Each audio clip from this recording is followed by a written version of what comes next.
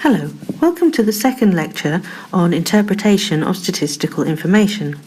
Our learning outcome is to make comparisons between two distributions using measures of location, dispersion and skewness.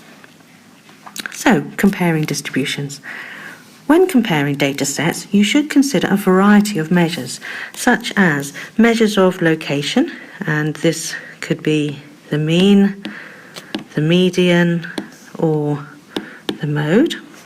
Measures of dispersion, which could be the range, the interquartile range, or standard deviation.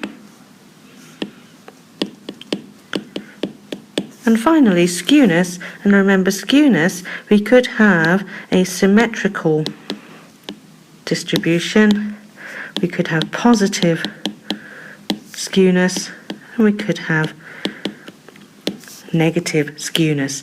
Remember, positive is when the right-hand tail is pulled out, and negative is when the left-hand tail is pulled out.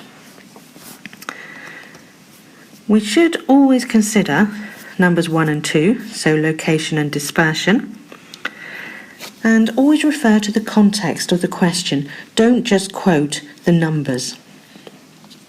Let's look at an example. The following table summarises the marks obtained by a group of students in maths on a calculator and a non-calculator paper. And we want to comment on location, dispersion and skewness. So let's do location first. Now remember, locations, mean, median and mode, and in this case we just have the mean and the median. And we can see that in both cases the mean and the median are higher on the calculator paper. 55 is higher than 46.1 and 58 is higher than 42. So this means that the scores were generally higher on the calculator paper. Let's look at dispersion. Now, in this case, dispersion, we do have the quartiles Q3 and Q1, and remember that the interquartile range is Q3 minus Q1. And we also have the standard deviation, which is a measure of dispersion. So calculating the interquartile range, the IQR, for the calculator paper, then we have Q3 70 minus Q1 40 to give 30, and for the non-calculator paper, Q3 is 56 minus Q1 35 to give 21. And we can see that both for the IQR, interquartile range, and the SD, standard deviation, in both cases, the calculator paper is the higher number. So what does this mean? Well, this means that the scores on the calculator paper were more dispersed. In other words, were more spread out. And finally, skewness. Well, for skewness, let's consider Pearson's coefficient of skewness, because we do have the mean, the median and standard deviation, and that's what we need for Pearson's coefficient of skewness.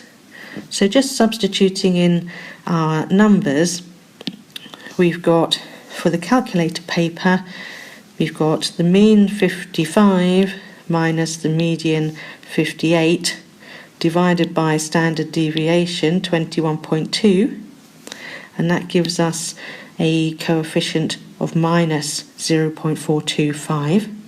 And for the non-calculator paper, we have a mean of 46.1 minus the median of 42 times by 3 divided by the 17.8, which gives us a coefficient of 0.691. Now remember what that means. Pearson's coefficient, if it's 0, we have a symmetrical data set. Well, neither of these are 0. If it is negative, then we have a negatively skewed data set, and if it's positive, we have a positively skewed data set. So we can see that for the calculator paper, we've got a negative number, so the calculator paper is negatively skewed. And what does this mean? This means that the scores are relatively high, but there was a tail of low scores. Remember, it's the left-hand side that's pulled out for a negatively skewed. So we've got a long tail on the left-hand side, the lower scores. And for the non-calculator paper, we have a positive coefficient. So this means that for the non-calculator paper, the scores are positively skewed. So this means that the scores are relatively low, but there was a tail of high scores. Okay, let's move on to another example. Example 2. A company runs 2 manufacturing lines, A and B, which make rods 2 centimetres in diameter. Random samples are taken from each of the lines A and B, and a diameter is measured. The results are summarised below, and you can see that we have a table that is telling us the mean diameter and the standard deviation diameter for each line A and B. The company wishes to close one of the lines. State which one you would recommend them to close and give one reason for your answer. Well, let's consider the data we have been given. Now, the mean in both cases is 2. It's the same. So to answer this question, the mean is not very helpful. But the standard deviation, we do have different numbers. So let's think about that. Now remember, standard deviation tells us how spread out the data is. So a higher standard deviation means a higher spread in observations. In the context of this question, the company will want all of the rods to be the same length. That's the ideal situation. So the smaller the standard deviation, the smaller the spread in the data will mean a smaller variety of rod lengths. The rod lengths will be closer to 2.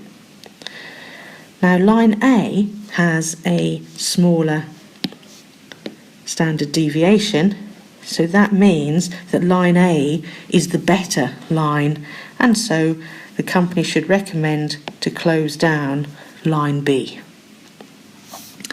And our last example, example 3, the table below summarises the marks out of 75 for 2 different exams, a statistics exam and a mechanics exam. And again, we've got the mean mark and the standard deviation mark.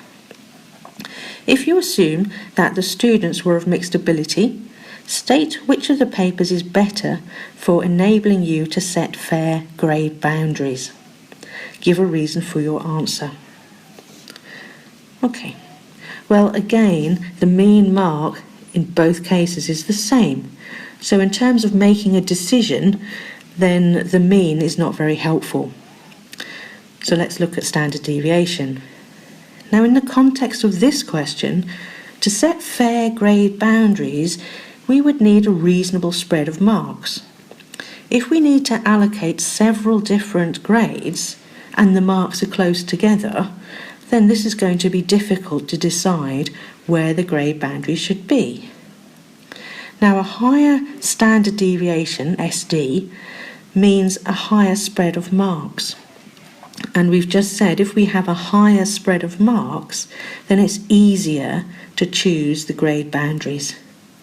And if we look at our data, it's the statistics paper that has the highest standard deviation, and therefore it's the statistics paper which is the better paper to use to set the grade boundaries.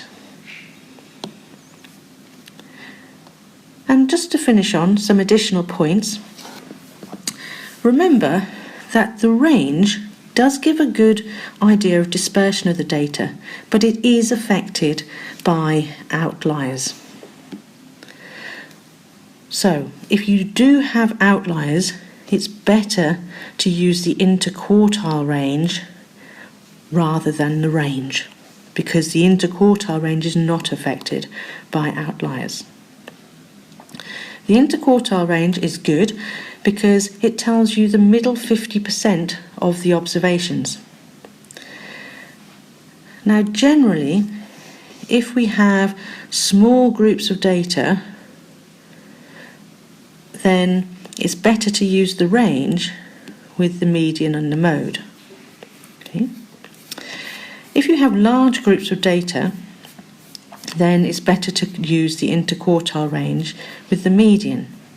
And also if your data is skewed. If your data is skewed, then it's better to use the interquartile range together with the median. If the data is symmetrical, then use the mean and the standard deviation. And for large data sets, we can use the mean and standard deviation as well as the interquartile range. Okay, so have a go at the question.